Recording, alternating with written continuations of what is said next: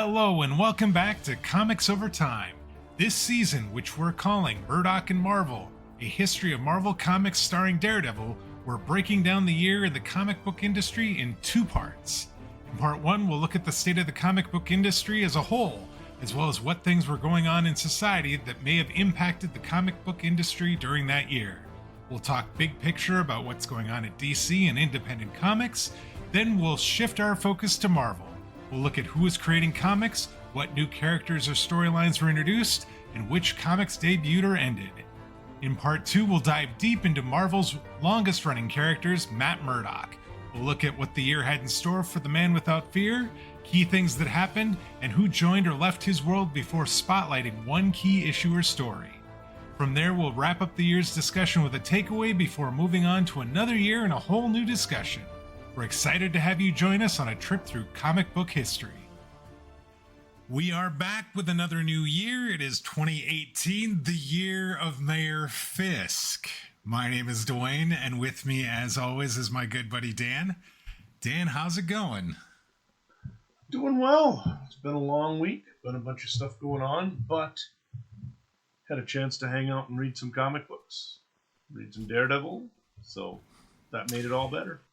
Yes, there's some good stuff going on right now in the Charles Soule run, and we've got a lot to talk about once we get to the Daredevil portion. So we should probably, without further ado, jump in and talk about just an overview. Give us a quick hit on what 2018 was like. So 2018 was, I guess in some ways, I would say it was a great year for comics. Pretty much everywhere except within comic shops and on the internet. We had fantastic movies, a lot of people going to the cinema to see comic book related stuff. There were some cool new television shows. Graphic novels absolutely just blossomed, and we saw a lot of sales there. And really, as we'll find out, the only place that we started to see problems from all of this was that increasingly there's kind of this grumpiness and backlash coming from the more traditional comic book sort of readers about the fact that suddenly there's all sorts of new people appreciating their playground. So. Sure. Okay. All right. And with that, let's jump in and let's talk about the year in comics. The year in comics. All right, Dan, 2018, what did it look like for adaptations as we usually start out like this? It looks like there was a number of pretty big movies this year. Yeah, and that really is the thing, is there were a bunch of movies, many of them animated and the like. But I think what's interesting to me is that, you know, there were 7 movies this year that I identified as comic book movies. All but one of them is sort of a traditional Marvel DC superhero movie. Okay. In a lot of the previous years, you know, we had seen all of these sort of quirky sorts of things and movies that were maybe crime movies or sci-fi movies based on comic books. Right. I'm going to be interested to see going forward if it's almost not happening in the movie theaters the way it did in stores, where comic books had all these different genres and all these different sorts of stories they were telling, and suddenly everything sort of in the late 80s and 90s just sort of got eaten up by superhero. Right. And it's almost like that's what's happening here too. Yeah. Because the movies that we see, we had 2 DC movies. We had one big DC movie, Aquaman, which came out and actually did really well. It was successful. Jason Momoa's big Aquaman movie, and people enjoyed it. It was a little crazy, it was a little kitschy, but actually really pretty good. We had 2 Sony movies, Deadpool 2 and Venom, which also people for the most part enjoyed. Both of them got additional sequels, which means they made money and were popular probably. Right. Ant-Man and the Wasp, the second of the Ant-Man movies, came out. It was successful as well. A lot of people like that. Black Panther came out and was more than successful, right? Goodness, yeah. In fact, It put away $1.4 billion at the box office, making it solidly the second most successful superhero movie of the year. That's Right? right. That's right. Because we had one other pretty big thing that happened in the Marvel Universe, in the MCU this year. 2018 is the year of Black Panther and Infinity War, which came up with a little over $2 billion in total box office. One of the highest grossing movies of all time. So two yeah. MCU movies, almost $3.5 billion with a B. Yep. That's some pretty nice receipts there. It is ridiculous. And Black Panther, of course, in many ways redefined what a lot of people in Hollywood thought was possible, because it was a movie that was helmed by a black director. It starred a black character. There was a solid female presence with Shuri and the Dora Milaje. It really was a movie that, except for one token white guy, had essentially no white people in it almost. And it made a ton of money because it's a fantastic story. Lots of people out there were interested in it. It became really a cultural thing for a lot of black folks, in fact. And even for everybody else, it proved that you can have a movie that is socially aware, that is maybe made specifically for or primarily for a particular group, but the larger, white population will watch it if it just turns out to be fantastic, right? And then Avengers Infinity War, they bring the band back together again for another Avengers movie. This is the first of the two parts, and it's ridiculously huge and basically takes over the world. It was the build-up since like the very first first MCU film, and the payoff ended up being as good as one could have hoped that this payoff was going to be, since the seeds had been planted so early.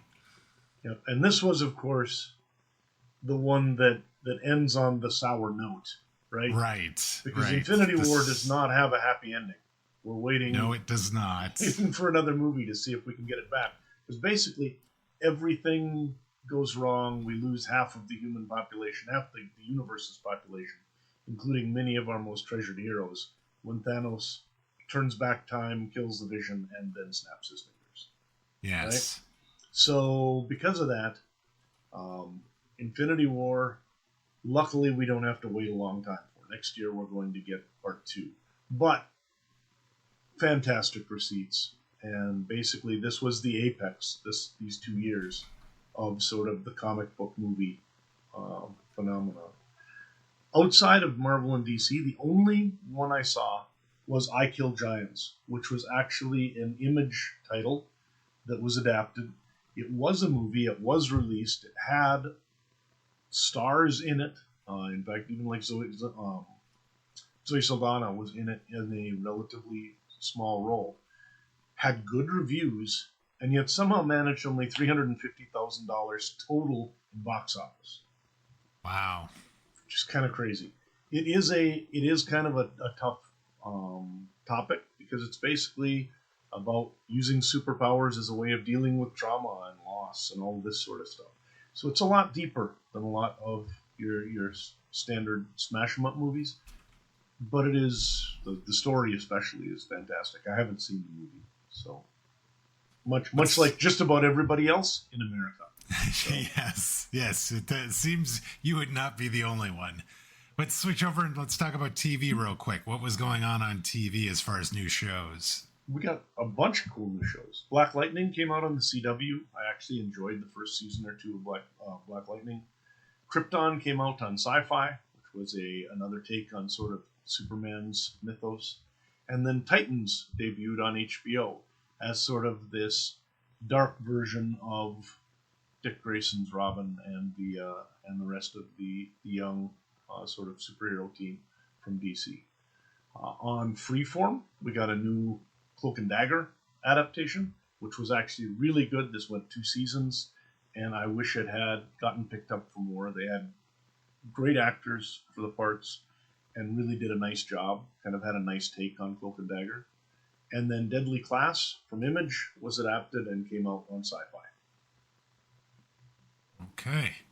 So let's talk about the comic book sales. You said it was a pretty big year. How were sales in the comic market? Market overall goes up $80 million from 2018, which, if you remember, there'd been just a slight dip from 2016 to 2017. In 2018, it comes back up, uh, gains $80 million to a total of 1.09 billion. The first time that the comic market as a whole has ever crossed $1 billion in a single year. We had a couple of comics. Action Comics number 1000 came out, the first title to hit issue 1000 of any of the Marvel or DC of any of these things for all those years. So that's from basically 1937 to present. It just kept chugging onward. Obviously, they did cancel it a couple times, so this is legacy numbering. But there's been Action Comics of some sort for most of those years, even though they did do the reboot and the like. That sold 500,000. Amazing Spider-Man against a legacy number hit number 18 or number 800 and sold over 410,000 copies. Those were the two highest selling books in the year. Other ones were first issues of relaunched Fantastic Four or Amazing Spider-Man, first issues of Venom and Wolverine books, and then also from DC, the Doomsday Clock and Batman Who Laughs books sold really well. Okay. So you were saying, though, that comic book stores weren't doing so well. Well, what's weird is that even though sales went up substantially, sales actually in brick and mortar comic stores went down again. So the market went up, but a good part of that was the fact that bookstores and other chains were selling a lot more graphic novels. And in fact, graphic novels had a substantial increase in sales, whereas essentially the pamphlets went down a little bit. 2/3 of the market at this point, probably, I'm sure for the first time ever, was graphic novels, in fact. Wow. And comic stores accounted for less than one half of total sales of comics for the first time, basically since the early direct market era, since when comic stores first started and started taking over sales from grocery stores and places like that. So it's been a swing that's been happening for a while, but this is sort of when the pendulum actually came back the other way fully, to where now comic stores are no longer the major sales channel for comic books. It also looks like DC and stuff was trying things like with exclusivities that were outside of comic book stores as well. Now this is just kind of an addition to that, and that is that some of the things that some of the publishers are trying is, how do we get back into stores? How do we get back to places where there are actually kids or people who aren't already readers? So DC did Walmart exclusives. You've got some of them trying digital stuff. There are a number of new imprints coming out that are trying to, like Gail Simone is hired to try and create an imprint that's going to target younger readers and the like. A bunch of different things going on in 2018 with sort of the writing on the wall for these companies that they're going to have to find some other alternatives to the direct market if they want to expand. And then, outside of that, as far as comic news, the one other thing is that the term Comicsgate is first really applied this year, coming out of, obviously, the Watergate and Gamergate and all these other gates. This is the movement, essentially, with a lot of your more conservative comics in quotes fans, starting to bring lawsuits against people, mean-spirited articles and the like, online attacks, basically trying to find ways to sort of rebel against and try and stem the tide of women and minorities and just people who are telling stories that aren't the stories that they think should be told. And unfortunately, a lot of the stuff I read about this was, I hope this is just, a little blip. Maybe it's a 1-year thing and we won't have to hear about this again next year. Unfortunately, you're going to have to hear about this next year. So this, though, is the first year that we actually really hear that term applied to sort of the anti modernity comics movement. Sure. It's unfortunate that it got to be such a big thing that they actually had to give it a name and have a name apply to it. It is disgusting behavior, if you ask me. All right, Dan, let's highlight some specific comic books from 2018 that really stand out to you. Sure. And as I mentioned last year, there are now so many comics going in so many directions that I'm leaving out at least 100 books that probably people believe are essential. But one of my favorites of the year was My Heroes Have Always Been Junkies. It's another Ed Brubaker sort of noir title. The Snagglepuss Chronicles by Mark Russell was a fascinating story. It reimagines the Snagglepuss from like the Saturday morning cartoons as this gay playwright existing in a 1950s sort of America. Okay. And it's absolutely just crazy and deeply, deeply subversive. And okay. really a lot of fun. Immortal Hulk came out. I'm not a huge Hulk fan. This is probably my favorite Hulk run. What they do is actually reimagine the Hulk as an actual monster, almost like as a Frankenstein type monster. These stories remind me more of Swamp Thing than they do of other Hulks. Sure. But they are fascinating. And that's Al Ewing that did those? Yep, Al Ewing. Yep. And those went on for a few years. They were really good. There's a new horror book called Ice Cream Man that came out. Prince wrote it. And it was not my thing. I'm not a horror fan. But man, did people love Ice Cream Man. Okay. We had You Are Deadpool, which was interesting because it was if you remember those like choose your own adventures from back in the day. This is a dice rolling, comic book shaped choose your own adventure story. Oh, really? Featuring Deadpool. And you actually could, technically, you could like, cut up the pages or do whatever. And there were all sorts of nefarious things you were invited to do. But oh, goodness. But that You Are Deadpool fun, though. Yeah. And it was cool because it was an experiment, I think, in things that you can't do easily just with an online comic book. We had Bendis and Matt come back for a book called Cover, which I thought was pretty cool. And Mirka Andolfo, who's going to be doing a bunch of stuff, brought out Unnatural this year, which was the first book that I remember reading of hers. She is a very, very sort of like every story she does is sort of bawdy and over sexualized, but it is also really, really good and interesting. And so a lot of those stories, somebody was saying, it's their choice for best book that you wouldn't want to be caught reading on the bus during this sure. year. And I think that's probably a relatively good sort of description.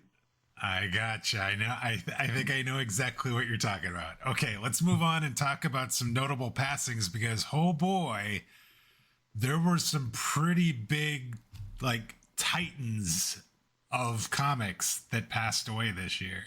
Yeah, this is a tough year. We lost, and there were a few other like people who were relatively well-known artists as well. But I'm just going to focus on three people, all of whom were there from the beginning, essentially, of the age of Marvel.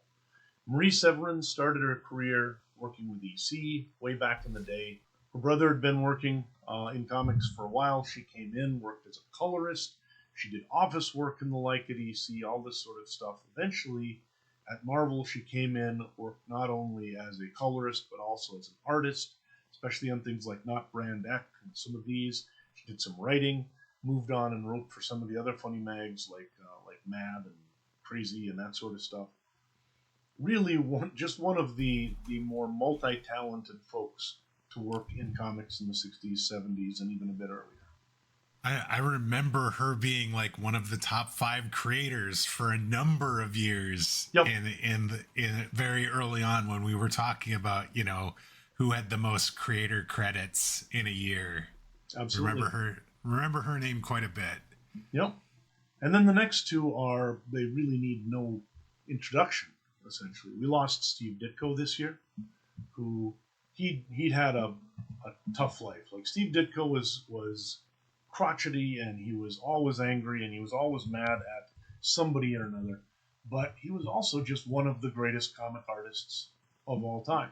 And his work, especially on Spider-Man in the early 60s, was sort of what really defined the character. So he died this year at age 90, leaving behind, he was co-creator of Doctor Strange, one of the early guys on Spider-Man. He had the Creeper, Hawk and Dove, a bunch of other stuff. He then came in later and worked on Blue Beetle, which was essentially his take on sort of where Spider-Man would have went if he'd have continued doing Spider-Man at Marvel. He went over and did it at Charlton. He's got his own characters like Mr. A, who is sort of an Ayn Randian sort of hero. He was into objectivism and some of these sorts of philosophies. So some things that not everybody agreed with him, but everybody pretty much agreed that the guy absolutely could draw. And he told some interesting stories. Yeah. And then, it doesn't get much bigger. November 12th, Stan Lee died this year after about a year of legal infighting publicly between his daughter, his lawyers. There were accusations of elder abuse against his tour manager, who later they ended up taking out like a restraining order against. Lee had to come out and sort of publicly say that, yes, some of the documents he signed were signed by him. It wasn't under duress, everything else. And through all of that, at the end of the year, he died at 95 years old. So this was, of course, there's not, what can you say about Stan Lee? He essentially, that he hasn't said about himself. Really. This was a guy Yes. he was a publicist, he was a creator, he was a businessman. He'd been literally with Marvel from the very beginning. Like, Yeah. his uncle or whatever is the guy who founded Timely. And he brought him in as an office boy, and relatively quick he became an editor, and he just stayed there the whole time until basically he went to California to try and start selling the characters to the studios. So this is somebody who he'd made a lot of weird decisions late. So there was like Stan Lee Media and some of this stuff. There was the infighting with Ditko and with Kirby and others about who exactly should get creator credit and all of that. But through all of that, there's no question this is one of the guys who, without him, the comic industry would look nothing like what it does. And I think a lot of people would say without him being the one holding Marvel together during some of those years, it just would have closed and we would have never even had the chance for a Fantastic Four and a Marvel Age of Comics. So Right. So we just got done talking about some notable passings from Marvel. Let's talk a little bit about what Marvel was doing in 2018. Did they have any new characters? Were there any big events that occurred? not a single new character of note was created this year, as far as I can tell. The only thing is that Franklin and Val, essentially the children of Reed and Sue, for the first time took on their comic book superhero names of Powerhouse and Brainstorm and started actually working as members of the Fantastic Four team. In a normal year, I wouldn't have mentioned that. We had so little that I'm like, well, we should at least say something, right? Sure, okay. As far as events, we had Venom Incorporated, we had Damnation, Infinity Countdown, Infinity Wars, Spider-Geddon, and all of these were sort of like 10 to 25 issue, sort of smaller events. There was not a massive sort of Civil War type event this year. Okay. And the reason for that is because instead, they just rebooted the whole line. So there's something called a fresh start, which isn't exactly a crossover, but what it really was simply a refresh back to the past of all the major heroes of the Marvel Universe. And this is, again, somewhat a response to demands by longtime fans, right? Because what we get at this point is the return of Tony Stark as Iron Man, getting rid of Ironheart, who was a black woman. We get Steve Rogers back, so we get back to having the now young again Steve Rogers as Captain America. We get Logan coming in, replacing Laura Kinney as Wolverine. We get the Odinson coming in, replacing Jane Foster as Thor. And we get Bruce Banner coming back in.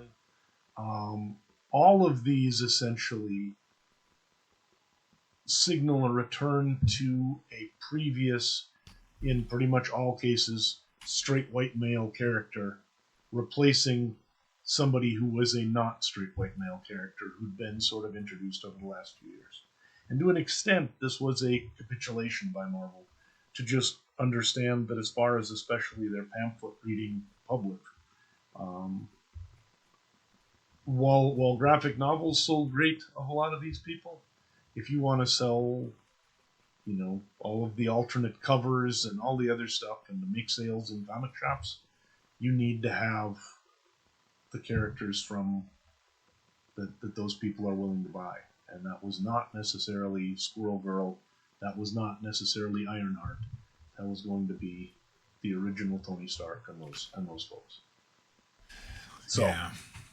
Okay.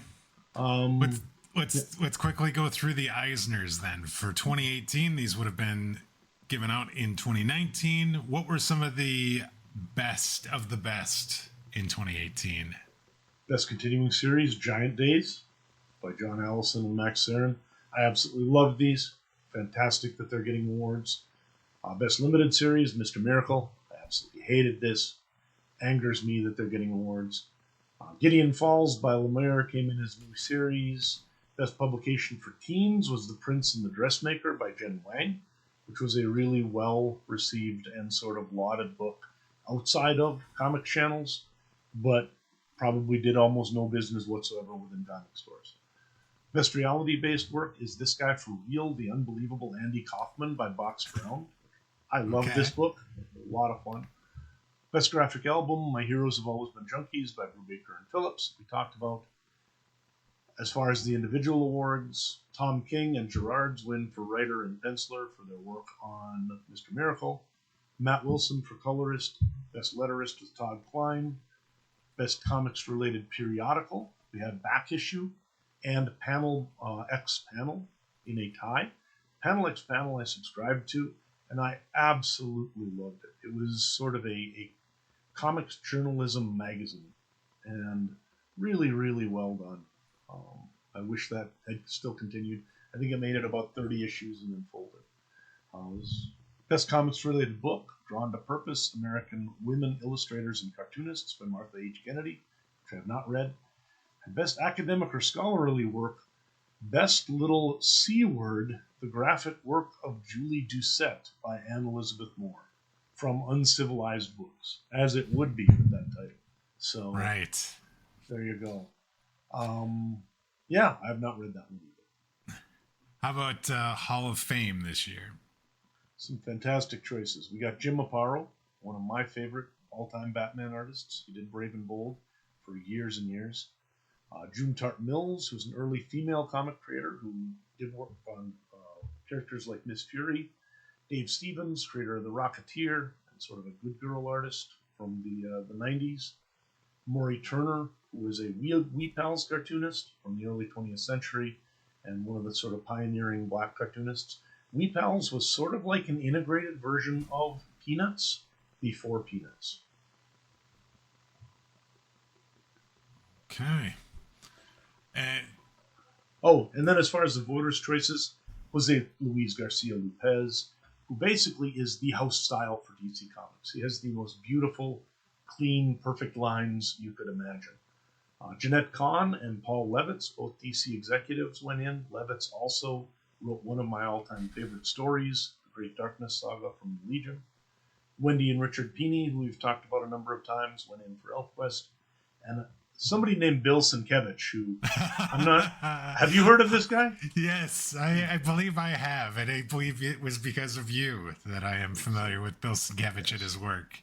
I have God of Comic Art is the only description I put down. But yeah, Moon Knight, Daredevil, New Mutants, Demon Bear, basically everything. He is just a fantastic artist, and yeah, definitely should be in all of them. All right, just real quick, your favorite comic from this year, is it that My Heroes have always been junkies, or would you pick something else? I think that probably is my favorite of the year. Otherwise, it would be Giant Days. But this was just when they were starting doing those as like yearly books that came out rather than doing individual comics. And the first few are just fantastic. So yeah. All right. Well, we teased it from the beginning. This is the year Wilson Fisk becomes mayor of New York City. So we've got a lot to talk about when we talk about Daredevil. So let's jump in and let's talk about what happened in 2018 for Daredevil. The year in Daredevil. All right, Dwayne. Man, what a year. So first off, I believe that, again, you've gone and given us 2 years of Daredevil appearances instead of just 1 year. I don't know what's up with that. But, I wish. And I didn't even get it all because there was an annual, too, that I didn't even get a chance to cover. So no worries. So, and some of these, are reprints and the like of what you're putting in. But it looks like, nonetheless, there was a bunch of stuff going on. So what were the appearances of Daredevil this year? And who was making the books in the regular run? Sure. So we're talking about Daredevil Volume 5. This is post-legacy renumbering. So the first book of this year is issue 595, which seems to work out really well because we're going to have a 600th book this year. And actually, as it goes, 595 to 610 were the books that were released this year. For Daredevil, there was a Daredevil annual. He also appeared in She-Hulk 159, Falcon number 6, the all-new Wolverine number 33. He was in Avengers 687 to 689, The Hunt for Wolverine number 1, Hunt for Wolverine Weapon Lost, issues 1 through 4. There's another Hunt for Wolverine, Dead End. And yeah, there's just a whole bunch. There's also some True Believers books. Are those reprints? Those looked like those might have been reprints. True Believers are all reprints, yeah. So okay. The Infinity War, the Wedding of Reed and Sue, all of those are reprints of books from previous eras. Yes. And then there was an Infinity Countdown book on Daredevil as well that he appeared in. As far as the main Daredevil run for Volume 5, Charles Soule did the writing across all these books. So one writer, and then we had a handful of artists who also did their own inking, as has been kind of the thing the last few years. Stefano Landini did the first few books of the year. Then Ron Gurney actually got to do the issue 600 book. Mike Henderson followed him, and then to round out the year was Phil Noto. As I said, each of those artists that penciled their book also then inked their book. But really, the whole year was devoted to one storyline, and it is the Mayor Fisk storyline. And it was a doozy, and about as crazy and action-packed as one would expect a Mayor Fisk kind of year to look like. So why don't we jump in? The Kingpin fully legitimized himself. He's not in the shadows or the back rooms like the past, but now right out in public with a suit, a flag pin, and a press conference. And his first major move, he weaponizes the NYPD against vigilantes. Absolute shocker there. I think we all could have probably saw that coming. Anyone in a mask is now considered a rogue element, and he's specifically asked the DA's office, and in particular, Matt Murdock, who's in the DA's office, to build a case against Daredevil. Talk about quite the opening salvo from the new mayor. Yes, it was. And it's interesting because there's a couple of things that as we go through this, I think are important to note. One of them is, of course, that there are so many notes of Trump taking over as president in this. In 2018, You've now had enough time for Charles Soule to process a little bit of what what's going on and then write a comic story and get it drawn. So this would be coming out of the 2016 election to an extent. Yeah. It also is a response to the fact that you had a very popular season of the Daredevil show with the Kingpin as sort of the big bad. Right, So, yes. I find it interesting also that some of the art now, the art styles are starting to look a little bit like the characters, especially Foggy, it seemed. So, Yeah. you know, so that was kind of interesting. But so, that kind of, all of that dovetails together into it's time to come back and bring Wilson Fisk as the big bad, and to do so in a place where he's kind of taken power. So. Yeah. So that building a case against Daredevil, that actually doesn't last very long, as Fisk offers Matt Murdock a job as deputy mayor, saying to Wesley at one point, keep your friends close and your enemies closer. You can keep an eye on him if he's in the mayor's office, which Murdock surprisingly accepts. I did not actually think he would accept that. But again, he was like, I can keep an eye on Wilson Fisk, and maybe I could talk him into not doing some absolutely crazy and completely illegal sort of things. So both of them kind of is, I'm going to keep an eye on them by being, in the office next door sort of scenario. Yep. So, Fisk's plan is to keep him occupied with things of his choosing so that Fisk can continue to do what he wants to do without Murdock's full attention. So, yeah. Meanwhile, we have that inhuman serial killer Muse. He escapes from prison, as they're wont to do, of course. No explanation for that whatsoever either. Just somehow escapes from, this maximum security New Atlan prison guarded by a bunch of Inhumans. Yeah, that one was he actually escapes more than once, and so we do see how he gets out the next time. But this time, basically Frank McGee just kind of shows up and is like, "Hey, Daredevil, Muse is loose. You got free. You helped us get him once. Could you help us find him again?" And actually, what's crazy is Muse goes out and he actually starts making these pro-vigilante artworks that are like the size of buildings, on the side of buildings. There's one actually where he's kind of making fun of the Kingpin, and it's right across the street from City Hall. So Wilson Fisk basically looks out his window and sees this thing, this artwork kind of making fun of him. Right across the street. So fun. But it's actually Blindspot who ends up coming face to face with the killer who once took his sight. Meanwhile, 6 cops get killed in a meatpacking district, and Fisk uses it as an opportunity to further demonize vigilantes by blaming the killings on Frank Castle, aka the Punisher. Again, this feels so real. So real. I mean, whatever happens, he just spins it to essentially attack whoever it is that he is currently trying to attack. Yeah, so that's the problem. Nothing sticks. It all just keeps being branched off onto whatever part of the narrative he needs. Right. So in an oversized issue 600, adorned on the cover with a who's who of street-level heroes and villains behind our man in red, we see a trap set by Fisk to round up street-level heroes, as well as a confrontation between Blindspot and Muse that ends up having some pretty major consequences for the rest of the year. And this issue is actually going to be our spotlight book for this week. I mean, it's a 600 issue. It's oversized. There's action and all sorts of cool stuff going on. So obviously, this had to be our spotlight for this week.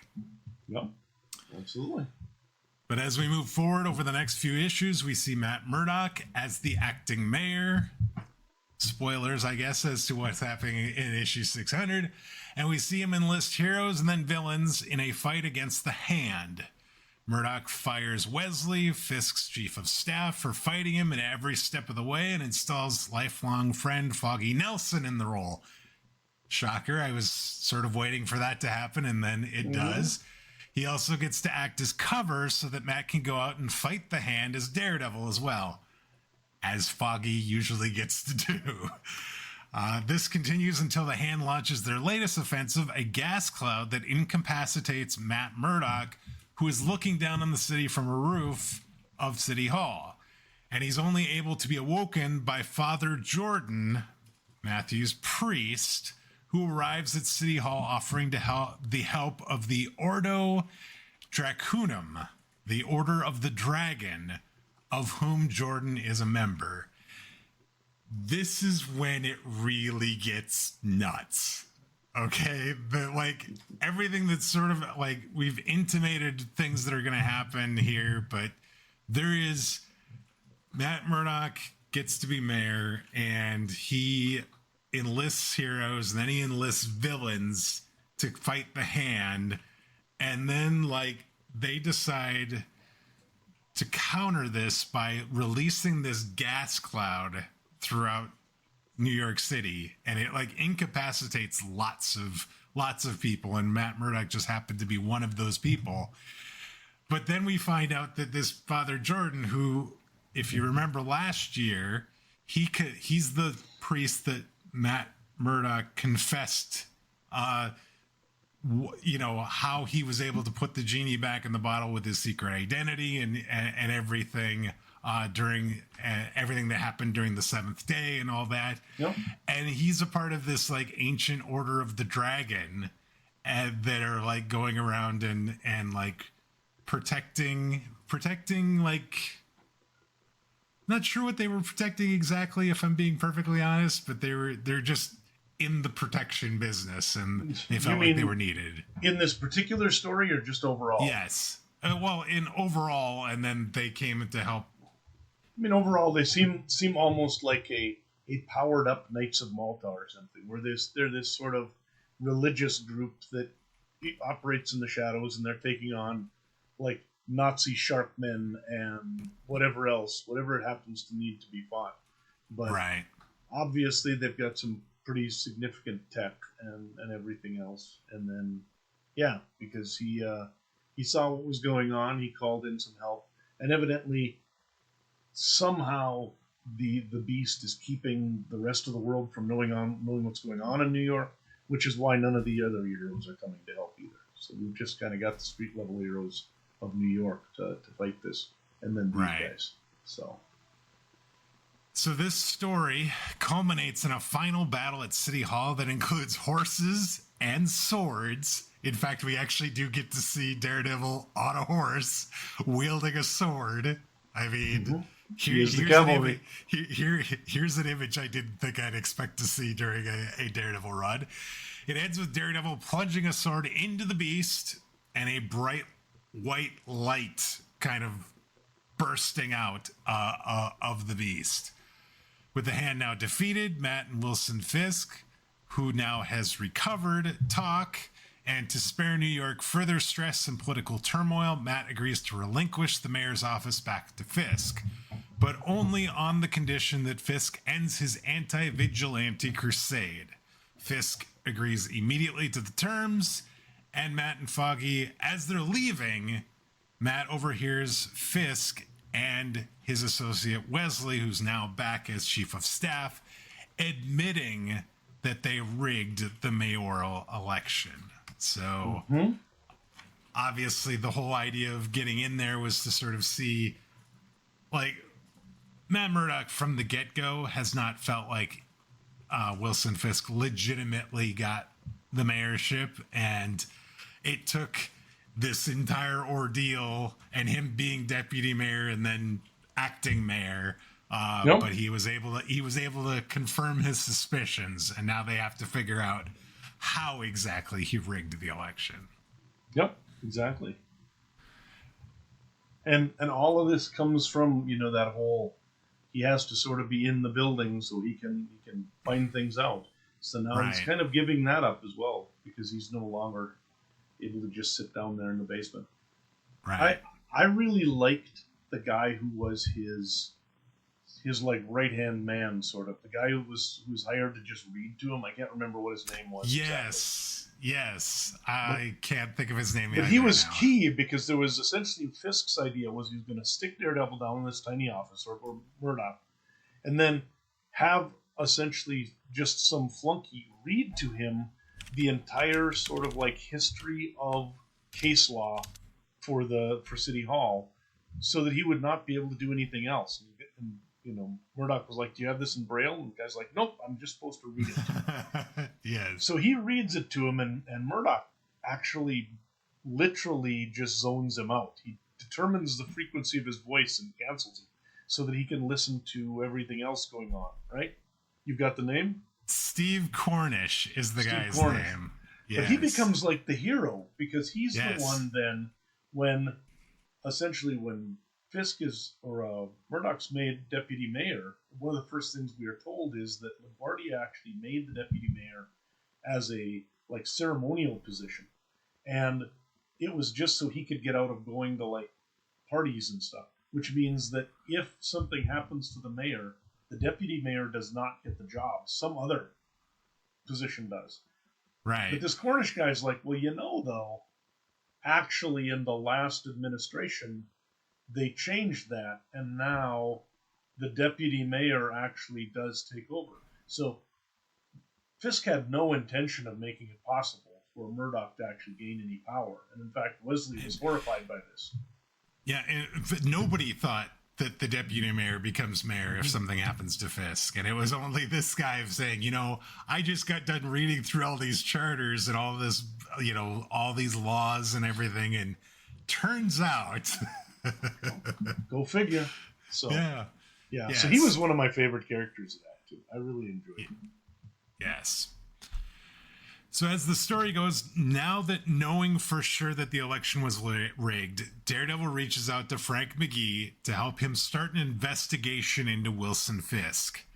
McGee brings in a couple of Inhumans to help with the case, a guy by the name of Cypher, who can read and understand any code or language, as well as Reader and his dog, Forley, who has the ability to make anything he reads manifest into reality 3 times per day. Talk about a power. That's a weird one.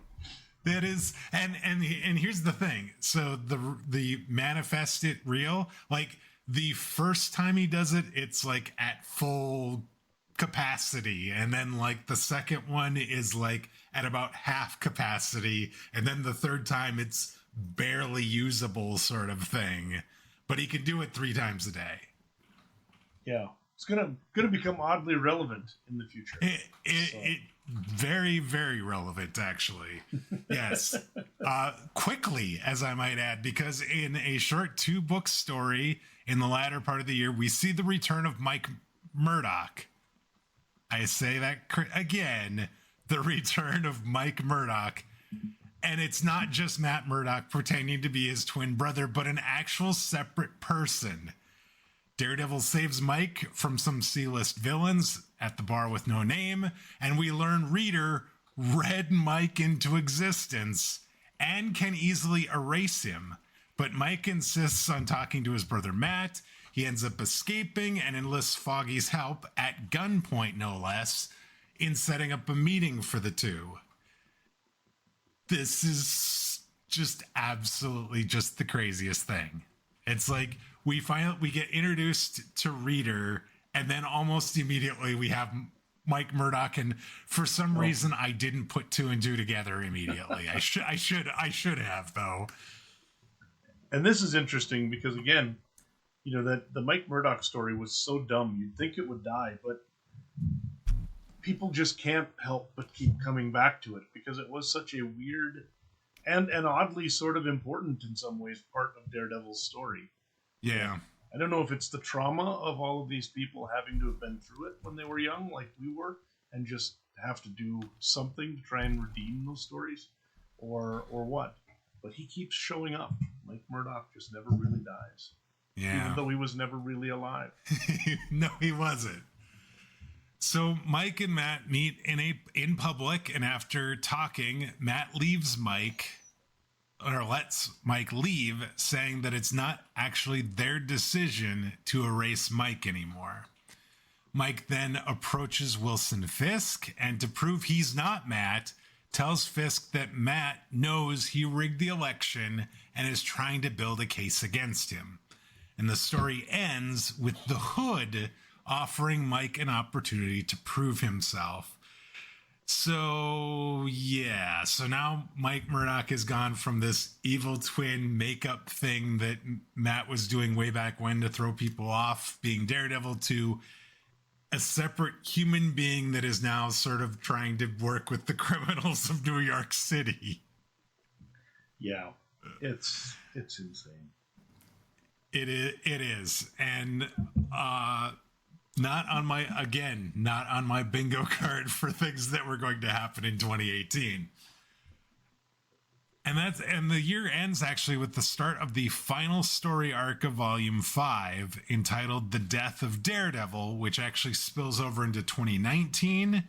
So we're going to save this story until the next episode, because we've already talked a lot about everything else that's happened, and we still have a spotlight book to talk about. But that was the year for Daredevil. And I think what you can see just by this recap is this was just craziness this year.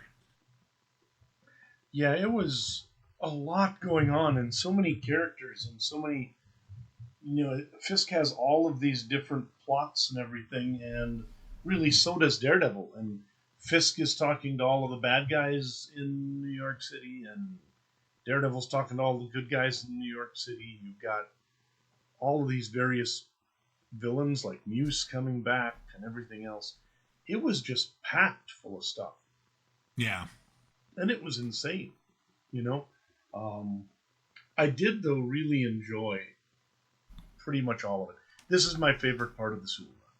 I am sold on these. Okay. He had some early stuff that I was a little bit like, I don't know about this.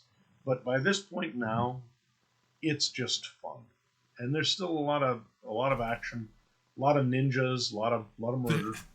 This felt like one of the most action-packed years we've had in some time, actually. I knew when there were this many ninjas, Dwayne would be in love with it, because he just counts the ninjas and then gives a grade. Stop! Don't even joke about that. So, but yeah, I'm just saying, just flat out, there was just a lot of action. There was not. I am a fan of character development, but there's been a lot of character development books over the last couple years. This was breakneck speed, lots of this is the Michael Bay of stories here. There was explosions and action and violence across all of these books, and we didn't even get to the. Yeah. There, and we didn't even get to the death of Daredevil, which presumably is going to continue that even further. So this was something, and I do think that it really was. The action was there, and then even things like the fact that his priest now turns out to be some sort of, religious superhero or whatever, zooming in on his wings with his squadron of sort of, I don't know, is there 10 of them or 100 of them or something like that? He had about 25 of them, I think, is what he said he was able to get into the city to help. Yep, and they're all flying along. He's like, "Can you fly?" He's like, "Of course, we are dragons." Away they go. So it was, though, there was very little downtime. And a lot of plot. Like, this actually resembled almost some of the old Stan Lee, Jack Kirby type stuff, where just something crazy happened every 2 pages, and it never slowed down. Yeah. Should we jump in and talk about that oversized issue 600, which is our spotlight for this week? Sure. This week's spotlight story. All right, Dwayne. So, Daredevil Volume 5, issue number 600. That's crazy. They're already in 600 on Volume 5. It seemed like we were at 380 on Volume 1 just a while ago. Uh-huh. That's like 1,000 plus issues of Daredevil now. So Yeah. Or doesn't it work that way? It does not work that way, unfortunately. Yeah. May 2018, Mayor Fisk Part 6. Yeah, Legacy issue number 600. Tell us a bit about this one. You knew based on the cover that this was going to be a big issue. The fact that it was oversized, the fact that it was a round 100 number, that this was going to be big.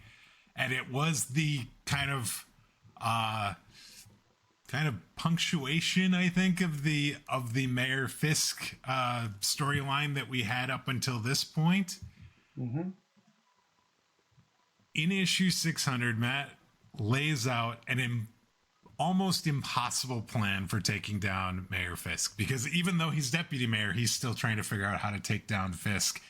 Even though thinking that he's rigged the election, even though he doesn't know yet that he did in fact rig the election.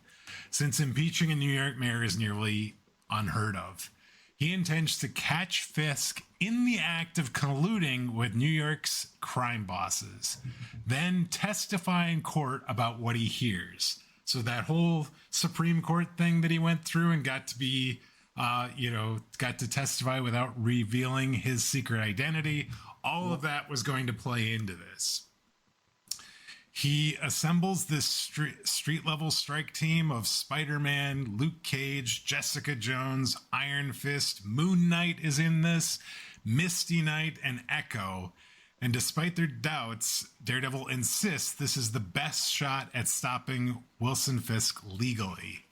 Yep. He then sends them into the Bronx, where Fisk is scheduled to meet with the city's major crime lords at Sarno's restaurant. So that is the step. The beginning of the book, he's talking them into this. He's got I'm hearing this is going to go down. You guys are going to go and you're going to catch him in the act, and we're going to take him down legally through the courts. This is not what happens. No, but as far as like plans go, it's actually fairly reasonable, to be perfectly frank. Yep. And he doesn't know at this point what exactly all's going on, except he really believes, Kingpin's going to be there soon. He's going to make this deal, and he believes Kingpin is just basically going to divide up the whole city among the various crime lords. So he not only thinks he's going to get him, but this is something they have to stop, because it otherwise would be really bad. Right. Meanwhile, downtown, Blind Spot faces a life-or-death battle of his own as Muse throws him off a building. Blind Spot barely saves himself, but Muse corners him with taunts about their roles in his twisted artistic worldview. Mm-hmm. When Muse threatens to take Blind Spot's eyes again, the Beast whispers to Blind Spot, offering him power to defeat Muse. And Blind Spot accepts. He overwhelms Muse with a burst of supernatural strength, igniting the rooftop around him. And when Blind Spot refuses to kill Muse, Muse simply walks into the flames, letting his own madness consume him. This was actually just sort of the craziness, is like these two are having this like just knockdown drag out, and he's like taunting him and talking about taking his eyesight again and that he shouldn't be here, all this. And then you get the Beast, and he's like, I'll give you power, you just have to kill him. And he's like, he thinks about it, and then ultimately he does decide to accept, because he's like, I'm not going to be able to beat him otherwise. And he does. And then he starts this roof on fire. But then the Beast's like, kill him, finish him, sort of thing. And he's like, no, I'm not going to do it. Because, like, I think you realize that, after accepting the power, that, if he actually goes through with it, there could be some pretty big ramifications. Yeah. Also, maybe some pretty big ramifications if he does not. Sure, that also is a bit of an issue when Like the entire make a city deal being with. overrun by ninjas, for Yeah, instance. yeah. I mean, like you kind of break a promise to a deity of a major ninja organization. It seems like that might be a bad thing. Oh, yep. So we have all that going on, but back at Sarnos, tensions rise as Fisk fails to appear to this giant meeting, and the crime bosses debate what his actual intentions were by calling the meeting. Diamondback prepares to start a war until Spider-Man crashes through the window, kicking off an all-out fight that brings the rest of the Defenders into the fray. But Daredevil senses another threat. The NYPD is moving in. The heroes are quickly surrounded and arrested while Spider-Man orders Daredevil to escape, reminding him that Matt is the only legal way to get them out of this. So he's like, tell Daredevil you need to get out of here because you need to talk to Matt Murdock because they don't know, because they still don't know that those two are one and the same anymore. Right. Yes, yes. So it makes sense, and he does he does follow him. Follow it and go out and leave. And so Daredevil actually instead races to Central Park where Fisk has prepared for his rally. He's got this rally going on there. On a tower above the stage, Daredevil confronts Fisk and demands the hero's release. Fisk refuses and then attacks, arguing that his new brand of leadership is the only way to save the city. Their rooftop fight ends brutally when Fisk manipulates the situation, so Daredevil reaches for Fisk's sledgehammer, giving Fisk an excuse to beat him down while witnesses see only Daredevil as the one attacking the mayor. So this was geniusly done by Fisk, manipulating the situation, what people were seeing, to make it look like Daredevil's attacking him when Fisk is kind of the aggressor in all this. Fisk then declares himself king and returns to the rally triumphantly, boasting about the arrests of these street-level heroes and the villains, until the hand suddenly strikes and fills Fisk with arrows. Yes. The ramifications of Blind Spot and not, consummating that deal by killing Muse. As the city erupts in chaos, Daredevil is thrown into the back of a police van, powerless to help. City officials start scrambling to determine who takes over as acting mayor with Fisk incapacitated. And then comes the bombshell from Steve Cornish, the assistant to deputy mayor. Matt Murdock is in fact the next in line, with Daredevil hearing the announcement from inside the police van as the issue ends. So yes, this was an issue 600. This felt big. There was so much going on. There was this whole plan with Daredevil and the street level heroes to take down Fisk, and then having it sort of backfire, having Blind Spot and Muse go head to head again, and Blind Spot actually getting the best of him with a little help from the Beast, to Fisk and Daredevil kind of having that altercation and having that manipulated against him, to then suddenly Matt Murdock becoming mayor because the hand attacks. Absolutely just craziness. And that's all in one book. I like the fact too that as a 600, it is a bit triumphant. That Blind Spot had his eyes taken by Muse, and then he messes him up and kills him in this issue. So essentially, Blind Spot gets his revenge. Muse, to my knowledge, still has not actually come back either. So he did actually die. In fact, I believe there's a story where there's a Muse 2, and that basically is somebody who is essentially haunted by the ghost of Muse from hell. Oh, goodness. So he, as you might expect, he did not go to the good place. No, he did not. And then with Daredevil, that he's basically, Fisk is filled with arrows, and Daredevil is the king of New York. by the end of this issue. And so that's a pretty good result if you're Matt Murdock, you know? So kind of interesting year. I liked the story. I think it was well done. It was crazy. There was a lot that went on. I also liked the last story too. I don't know. Are we going to talk a little bit about that one? It was small. I did not. Yeah, there was a second story called "They Also Serve" that appeared in the latter half of that. There's not much to really talk about it. All it really is a retrospective kind of all the ways that Foggy Nelson has been important to Daredevil over the last 40 years or whatever. You know, starting essentially with college and their friendship there, and then moving on through all the different times that he has lied for Matt Murdock, that he has, distracted people for Matt Murdock, that he has just sort of been there when Matt needs him. If he needs anything from a best man to a fall guy, yeah, Foggy's the person he calls, and he just keeps showing up through all of it. That probably could have been like an almanac several hundred pages thick. Yep. With the number of times he's sort of been the guy for Matt Murdock and Daredevil over the years. Yep, I think that's pretty cool. So there's a lot of good stuff there. So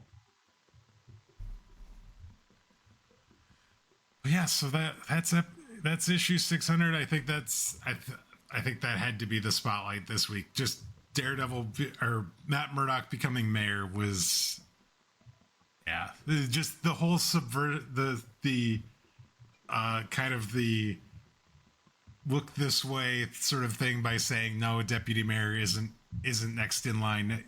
And they did that basically for 5 books, and then suddenly at the end of the 6th book, they're like, oh, turns out that's not actually the case. The deputy mayor does get to be mayor. Well, and the fact that specifically the information that Matt so directly tried to ignore was what actually was important. Like that he wasn't actually listening. And so the other guy has to save him because he's like, well, that stuff we were reading. And Murdoch had been busy listeling to other stuff, so he didn't know anything about it. Yeah, he was trying to listen in on Fisk all the time, anytime he had somebody go into his office or something, yeah. Well, this also makes it easier to understand how you ended up with your biggest moment of the year with Fisk. We'll talk about this because there is one more that is pretty big, but it's in the books we're not talking about till next week, I guess. So yes, if you're talking about something that happens during the death of Daredevil, that is definitely setting that aside because Yes. All right. Why don't we jump in and talk about, let's do the rapid fire questions for Daredevil here. Sounds good. So, let's start out with kind of our normal one. Who's Matt Murdock in love with this year? There did not seem to be any time for a love interest this year, and no comments or discussion about it either from what I found. Closest was Mike taking time to hit on some supervillain's girlfriend at the bar. That's about that was about it. Matt had nothing like that going on. Who's the biggest villain of the year? Wilson Fisk, or it could be the Hand. I think you could probably make a case for either of those two. But Fisk dominates this entire sort of thing, so I think that's probably right. Either of them could be. Did we see Matt practicing law this year? So not really. He starts the year in the DA's office, like we've seen the last during the volume 5, but he ends up needing to build a case for Daredevil, so he ends up actually joining the mayor's office rather than actually do that. He sort of drug his feet for about 2 books, and then Mayor Fisk gave him the offer to be deputy mayor. So no law practicing this year. Well, anyone know Matt's identity? I don't think anybody learned his identity other than no, because Father Jordan already knew. Mm-hmm. I don't think so. Okay. Do you think there was anybody new? Near the end of the year, somebody ends up in his bedroom and had to have made some sort of connections to do that, didn't she? Or was Elektra just coming to see Matt and didn't know? Again, that could be, you could be talking about the death of Daredevil story. Of course I am. It's in this year. It's in this year. Oh, okay. We're not talking about that story yet. All right. So, is Daredevil a good guy this year? I think so. His actions after taking over as mayor helped save the city against the Hand.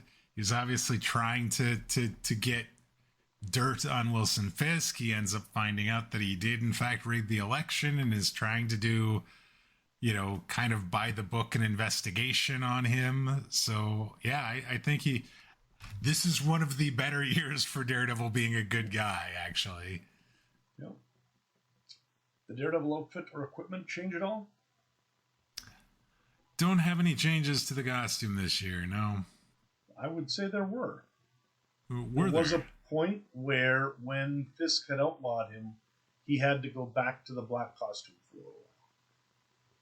Did I miss that? So he actually played, he was in the black costume for about an issue or two at night, because he's like, it's harder for them to see me if I'm in the black costume. Guess I don't remember that. Yeah. Anything new about Matt's past? I couldn't come up with anything new from Matt's past in these books. Right. And what's the biggest moment of the year?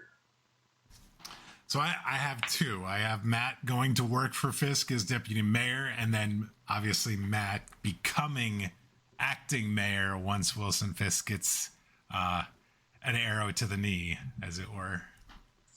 Many arrows to the knee, actually. I think the panel where the one guy's like, well, actually, Matt Murdock is the mayor. I love that. Yeah. So that was the year for Daredevil. I liked it. I'm the death of Daredevil, though, is what we're going to get to talk about next week. And then another new volume of Daredevil starts up next year. Yeah. No, I think this was a really good year. Yeah. Very entertaining. It was kind of a cross between some of the earlier ones and the late ones, in that it was an issue that had a lot of drama, but was still, even with everything going on, not as dark or as dark-hearted as some of the other ones. There was a lot of sort of just action, but not so much that seemed quite as dark. So I liked it. All right, one piece of business before we wrap things up for this week. Let's go in and let's talk about the takeaway. This week's takeaway. All right, Dan, what is the takeaway for this week? What is the thing we want to talk about with regards to this year? So I think both with Daredevil and with just comics in general, Marvel, everything, it's that idea that everything in comics is kind of a circle, and with Daredevil, we look at that in terms of Wilson Fisk is back again. It doesn't matter how long you think he's gone, now he's back.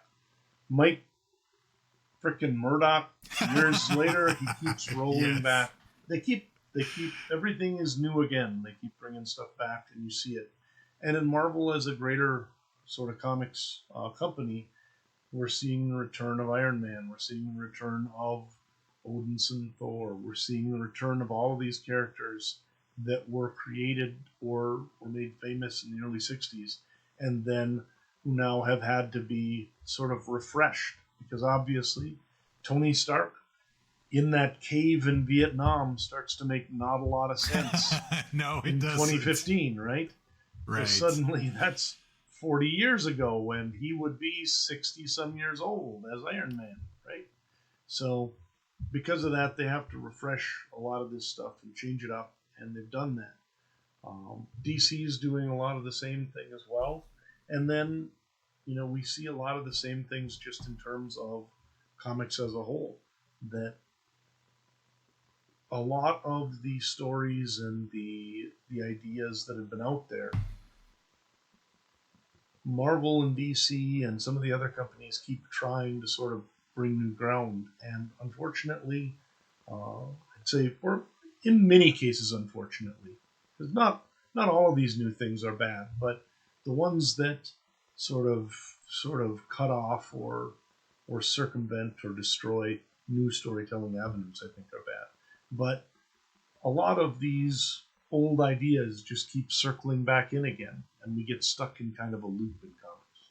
You know, that's the problem with the chronologies that we have. Is you get this big continuity, and then at a certain point, they just sort of basically reset the hamster wheel, and we start with the same thing. You know, there was a time when I said, and I think I'm still on record. I'd have to check to see how things have been going. That everybody should read Marvel Comics until Jean Grey dies for the third time. Because at that point, you can pretty much be sure you've covered Marvel's entire story loop, and they're just going to be retelling the same stories over again. Right? So, in any case, I think that really is it. That there is a circularness to comic storytelling and to these publishers. And we really see it in Daredevil. We really see it in Marvel overall. So that's my thing for this year. All right. That makes a lot of sense. And with that, that is going to wrap it up for us for this week. We'd like to thank you all for joining us. If you're new to the podcast, please consider subscribing on your podcast player of choice. That way you'll get each new episode as soon as it's released.